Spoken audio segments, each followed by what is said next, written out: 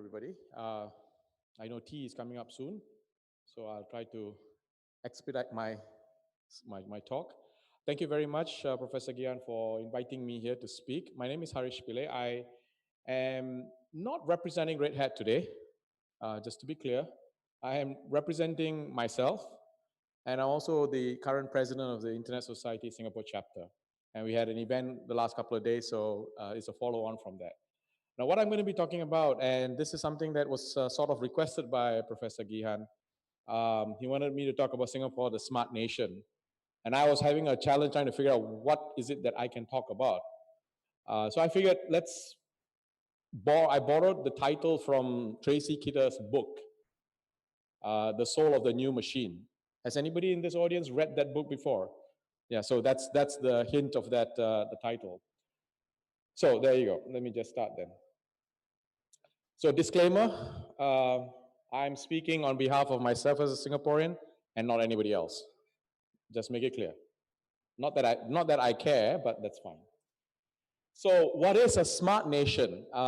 We have heard a lot of talk earlier this morning about network connectivity. Some of the speakers spoke about IoT and related technologies. Smart Nation is a project that is being initiated at the highest level in the Singapore government. And what I would like to do is to let one of the persons who is kind of tasked to do this explain this in a short video.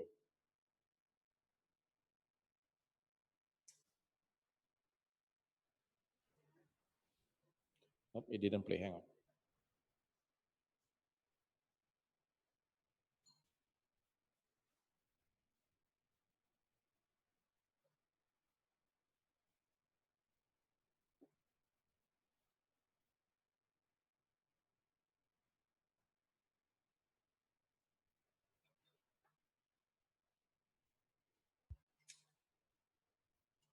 Hi, my name is Steve Leonard.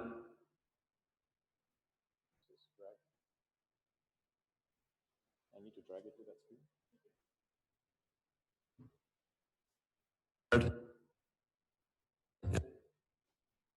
Yes, no. Okay, there you go. Yeah, drag it around, drag it there.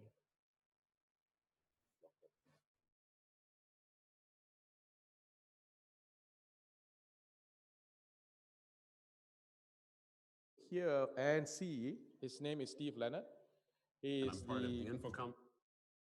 He is the. And I'd like to share briefly with you a little bit about why we're focusing on Singapore as a smart nation. Urban density is increasing everywhere around the world. And in Singapore, that affects us as well. We have roughly 8,000 people per square kilometer. That's a lot of people. So we have to think about how to provide care for people, transportation for people, and so on. And there's an aging population. So over the next 15 years, roughly 900,000 Singapore citizens will turn 65. That means that there's a tripling of the number of citizens over that period of time in that age bracket. So if we think about aging population and urban density, we have to think about what that means for us, and we have to work together in order to tackle those challenges. Let me share with you several specific examples. When we think about mobility, we have to think about the role of transportation in the future. What role will electric vehicles play because of reducing emissions? What role will autonomous vehicles play, driverless vehicles, in which you can get from A to B without needing to drive?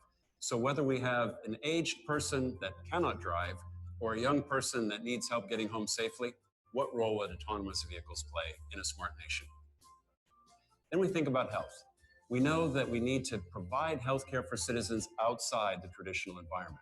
We know that hospital beds will continue to be short no matter what happens in the future, because as people age, they need healthcare more and more. We know that precision medicine, in which knowing about how your body works and the type of medicine you need to be best cured, all of these roles come together in a smart nation. And we think about government. We think about the role of government services being easier, smoother, more personalized to your needs. And we think about how government can bring together all of its capabilities to serve each individual citizen on his or her own terms. All of these areas work together in order to build a smart nation. It's much more ambitious than being a smart city. We have all the resources that we would possibly need. We have great universities, great startups, lots of venture capital. We know that we have a supportive government and big companies from around the world that would like to be a part of this journey with us. We think about startups and universities working together. We think about young Singaporean engineers building the next chapter of Singapore. So many great things happening, but these are important challenges around the world. These things make Singapore relevant into the 21st century. So we'd like to work together to build Singapore into a smart nation.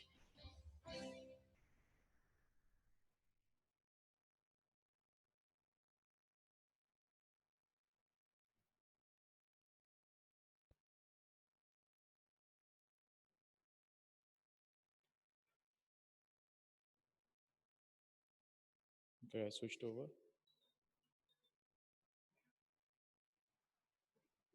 All right, so thanks, Steve. I was going to do a tag team with him, but technology has failed me. So Steve Leonard is the Deputy Executive Chairman of the Infocom Development Authority. It's your equivalent of ICTA. And so this is one of the tasks that he has on his hands to ensure that the idea of a smart nation actually takes off. So what are some of the things that he mentioned in his a minute or so long video? We have in Singapore about 8,000 people per square kilometer. I'm not sure the density of this of Colombo is, but 8,000 people, I think, is a lot of people. I know it is because I live there. And we have 700 plus square kilometers of land. That's all we have, approximately 700 square kilometers. So you multiply that, it comes out about 5.6 million people. That's about right. This is the alleged local people. We are not counting the people who are transient, people who are visiting, people who are working there for short durations and so on. So at any time, I think the island that I come from, we probably have maybe 7 million people at any one time. That's a lot of people. The other thing that he mentioned was that by 2030, there will be 900,000 people in the population who will be 60 years, 65 years and above. I will be in that category at that time. So some of the things that he mentioned was about, one of the things was about mobility. So mobility, he said, if you remember the video, it's about moving from place to place and also being autonomous without a driver. We have some of those things available today, Google Cars, and some of the, if you bought a Volvo, you should also buy the option for the Volvo that will stop when you see a pedestrian. That's what I'm told. Otherwise, the Volvo will run over the pedestrian. So there are cars that are being made available today that allows you to use it without even having a driver's license. Now that's interesting. Now this becomes even more critical as we look at the older citizens of the country. It'll be my category. It'll be my people who are alive right now around my age who are going to be there. So we are being selfish for ourselves, which is in a way an interesting notion. The other one was about healthcare. So we want to target the nature of healthcare to be delivered in a non-traditional manner. In other words, it doesn't mean that, it's kind of ironical that the Ministry of Health, as a phrase in any country, actually doesn't do much around health. It actually does health mitigation, disease mitigation. Should actually be called Ministry of Disease, not Ministry of Health. It's a misnomer, but nonetheless, this was actually told to me by one of the Minister of Health in Singapore. So he was more concerned that we need to do this right. In other words, we need to be able to intervene earlier in your life with your vitals to make sure that it is anticipatory kind of medical support. Today, you can do some of those things with wearables, fall detection devices, blood monitoring systems. that you can collect your own personal big data and do analysis about that and anticipate issues. The other one is about government services. Yesterday, I was very pleased to hear Tan Tin Wee being mentioned. Tan Tin Wee is a friend of mine from Singapore who helped create www.lk, helped establish that. From a Singapore perspective, we have been using a lot of internet-related technologies for government services. In order for me to get a passport, for example, it probably takes about 24 hours. I submit today, I can get it tomorrow, approximately. Many of our services are online. It's fairly trivial to get it, access it, and consume it. But more importantly, as not only from a citizen's perspective, but it's also from a person who's coming into the country, a tourist, or someone who's coming there to work, for example, or whatever it is it easy enough for them to do what they need to do? In other words, is government becoming a stumbling block, or is it an enabler and step out of the way, let the job get done? So government services are going to be even more interesting and more important. And I think we have a lot of stuff already done. Now, what new things is going to be, I am excited to find out. I'm not sure. But nonetheless, stay tuned for that, right? So what would it be like to live life in a smart nation? What would it be? What does smart nation? So you saw the video, you heard some of the descriptions. What would it be? I titled this talk as the soul of the smart nation. Just because something is labeled as smart nation, are you necessarily happy in that smart nation? We all want to be happy all the time. It's a human requirement. Bhutan is the happiest country on the planet, right? We all want to be happy. But does becoming and running a smart nation bring that level of happiness to you, or to me for that matter? Let me just share. Unfortunately, this is all the way down. Oh, man, I can't. This is the Singapore National Pledge. This is something all kids, all of us, when we go to school, we had to do this every morning in school. Unfortunately, this is squished all the way down. You got to love standards. Unfortunately, this is using something that's non-standard. Okay. Okay, down a bit more, down a bit more. Yeah, that's what I need actually. Okay. You won't see it there. So, let me do it. Can you just make the font a bit smaller all the way? I wanted to show a key phrase, a key word in this pledge. Make it smaller.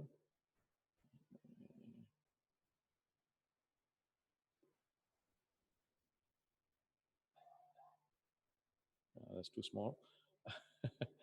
Okay, take the top one as well. Make it smaller. Yeah. Yeah. Okay, all of them the same size. Yeah. Okay. Okay, that'll be fine. Thank you. All right. So this is the Singapore Pledge. Let me try and read this. I should know this, but I shouldn't have to read this.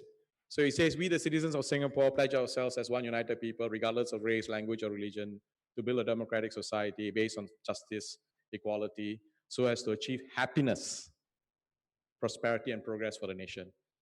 Happiness is in our pledge.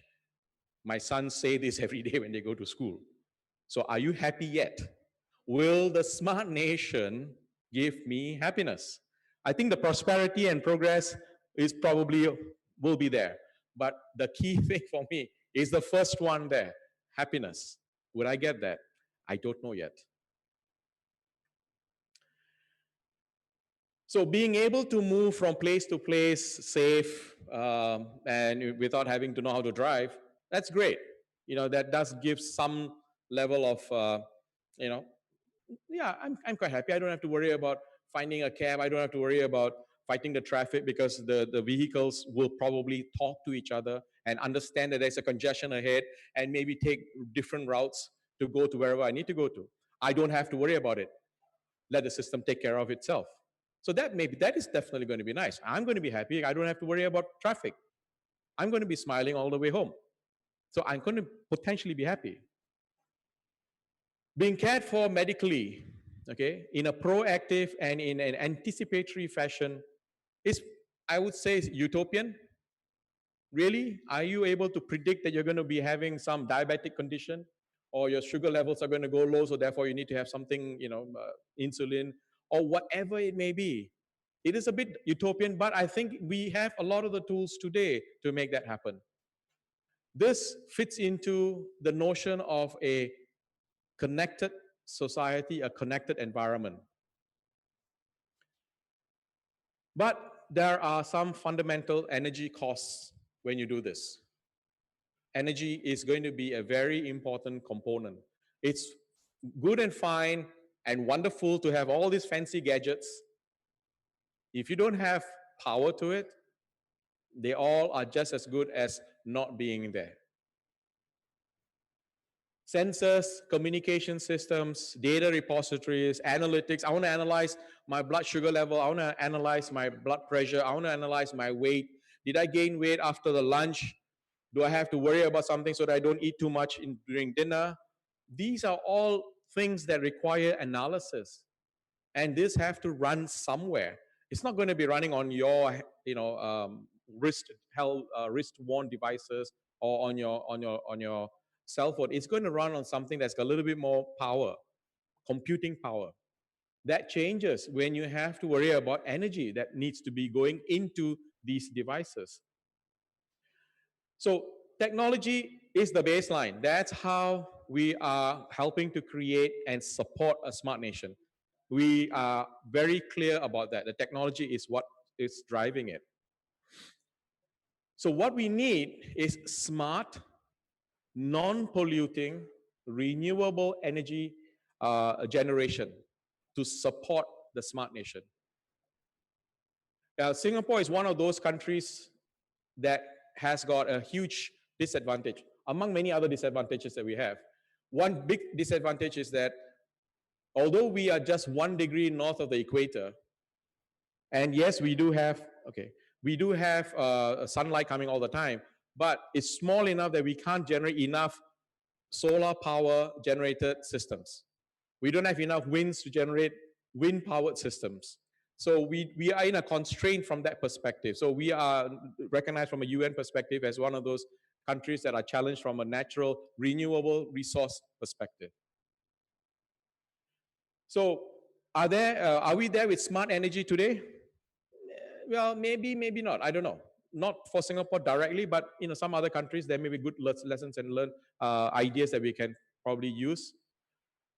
So the unspoken challenge, I need to hurry up this one a little bit. So the unspoken challenge is one of keeping these technologies secure, current, updatable. In other words, I should be able to plug and play as new ideas, new technologies come down the line. Which means what? At the national level, technological independence and reliance on open standards have to be front and center. So if the smart nation is built using proprietary technologies, we have a problem. Wrapping up. So what is technological independence? It's all about being able to design, build, empower, operate, and manage the stuff that you need to run a smart nation. And all of this, one of the key things that I have, one of the concerns that I have is that we may or may not be doing it in Singapore, is that whatever you create, this is at a national level, there has to be something that is done using open source reference implementations. Because without an open source reference implementation, you have the huge risk of being locked into a particular set of technologies that may become redundant a year later or whatever, right? So what is an open source reference implementation? This is to ensure that there is enough knowledge that is kept in the open so that people can implement it in case something happens. It's all great to say, I have IoT, I have this, I have that. But when something breaks, suddenly, like as was mentioned this morning, if the internet is shut down today, what are you going to do? You'll be staring at each other wondering what happened, right? So why do I need to worry about it? At the national level, you cannot compromise your independence by using closed source solutions. So with the open source reference implementations, you have the needed gold standard to make it happen. So the soul of the smart nation, as I started off, is embodied in the knowing, in knowing that you have control over your destiny. You have to have control over destiny. You cannot be dependent on somebody else dictating what can and cannot be done. Which brings me to the three fundamental principles I want to leave you with. The first is whatever you do, from building a smart nation, smart city, whatever it is, I don't care what you want to build, security by default. First principle. Second principle, open standards based. Third one, open source reference implementation. We thought if you compromise on any of these, you are asking for trouble down the line. So will all of this ensure that we'll be, happy, humans will be happy living in a smart nation? Invite me back in 2030 and I'll tell you about it. All right, thank you very much.